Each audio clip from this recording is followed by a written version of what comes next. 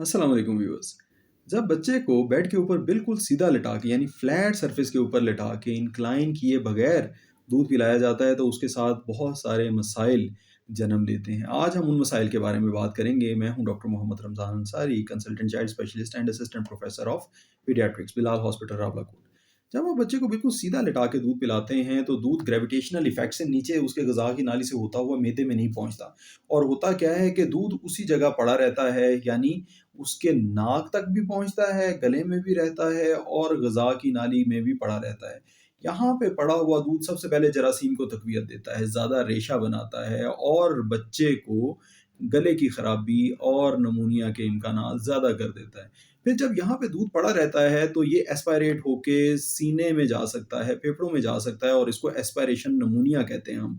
Aspiration pneumonia एक बहुत शदीद किस्म का निमोनिया है जिसमें बहुत सारे बच्चे जाँबर नहीं हो पाते। ये बहुत शदीद निमोनिया है, इससे हमेशा बचाव करें।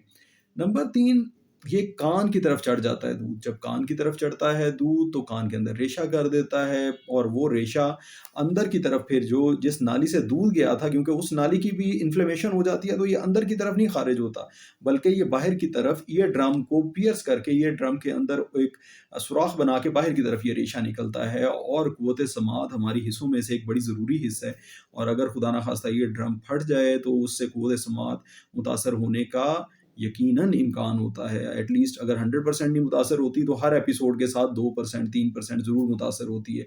और जब बूढ़ी एज में पहुँचते हैं तो फिर ऐसे अफराद की क़ुव्वत समात बाकी लोगों की निस्बत कम रह जाती है। तो इसलिए कान को नुकसान होता है, नेज़ोफेरिंक्स को यानी नाक की तरफ, नाक की इन्फेक्शन होती है, एडिनॉइड बढ़ जाते हैं ऐसे बच्चों के बार-बार टॉन्सिल्स की इन्फेक्शन होके टॉन्सिल्स बढ़ जाते हैं, निमोनिया के इम्कानात ज़्यादा हो जाते हैं। फिर अगर ग़िज़ा की नाली में पड़ा रहे तो ग़िज़ा की नाली एक सिर्फ़ ट्रांसपोर्ट का एक मीन है जो कि मुँह से मैदे तक ग़िज़ा को पहुँचाती है। इसका मकसद ग़िज़ा को अपने अंदर रखना नहीं है, ये इसकी लाइनिंग इतनी मज़बूत नहीं होती कि ये ग़िज़ा को अपने अंदर रख सके।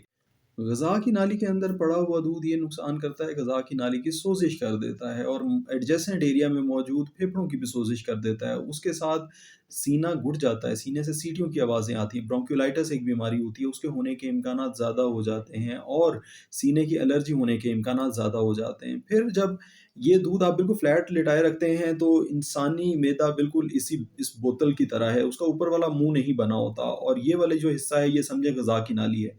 जैसे आप बच्चे को बिल्कुल फ्लैट लिटाते हैं तो सारे का सारा मैदे के कंटेंट तेज़ाबियत समेत ग़िज़ा की नाली में आ जाता है और ये ग़िज़ा की नाली में जब पड़ा होता है तो ये वहाँ पे सोज़िश करता है और एडजेसेंट एरिया जिसमें दिल और फेफड़े आते हैं उनकी भी सोज़िश का बाइस बनता है और ये बच्चे एट रिस्क हो जाते हैं। ये बच्चे फिर अपना आप ऐसे पीछे की तरफ अकड़ाते हैं, रोते हैं बहुत ज़्यादा और वालिदैन समझते हैं कि शायद इनको भूख लगी हुई है, बार-बार उसे दूध पिलाते हैं बच्चे को और बच्चा बार-बार उल्टी भी करता है। इन बच्चों को सीने की तकलीफ़ होती है और सीने की तकलीफ़ को भी कम करने के लिए यानी हार्ट बर्न्स को कम करने के लिए ज़रूरी होता है कि एक एंगल के ऊपर बच्चे को ऐसे एंगल के ऊपर लिटाया जाए कि उसके स्टमक के कंटेंट्स उसकी ग़िज़ा की नाली में ना आएँ और तेज़ाबियत ग़िज़ा की नाली में ना आए और उस तेज़ाबियत के बुखारात ऊपर की तरफ ना आएँ जो गला ख़राब ना करें, मुँह के अंदर छाले पैदा ना करें, मुँह के अंदर जाला ना लगाएँ। तो बच्चे को हमेशा आपको लिटाना चाहिए किस एंगल पे? तकरीबन 15 से 20 डिग्री के एंगल पे। बच्चे का सर, सीना, पेट ऐसे ऊँचा होना चाहिए किसी तकिए के ऊपर और बच्चे के हिप्स और टाँगें नीचे फ्लैट बेड के ऊपर पड़ी होनी चाहिए।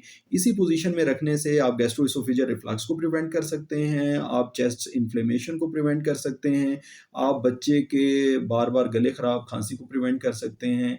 इसलिए मैं हमेशा एडवाइस करता हूँ कि रात के वक़्त के टाइम पे जब बच्चा दूध डिमांड करे तो माँ को भी अच्छी तरह से होश में आके बैठ के बच्चे को दूध पिलाना चाहिए और बच्चे का भी अच्छी तरह से होश में होना ज़रूरी है। आधी आँखें बंद, आधी खुली के साथ अगर बच्चा रोता है दूध के लिए तो ऐसी हालत में बच्चे को दूध ज़बरदस्ती नहीं देना चाहिए। ये दूध फ़ायदे की बजाय उल्टा बीमारियाँ पैदा करेगा, ऐसा दूध जो कि माँ के और या बच्चे के सोई हुई हालत में दिया जाएगा, क्योंकि वो बच्चा अच्छी तरह से मैदे में नहीं लेके जाएगा, उधर ही पड़ा रहेगा और उधर ही पड़ा हुआ मुँह के अंदर आपको पता है जो भी कोई खाने की ग़िज़ा पड़ी रहती है वो बदबू पैदा करती है और जरासीम को तक़वियत देती है, हमें तक़वियत देने की बजाय।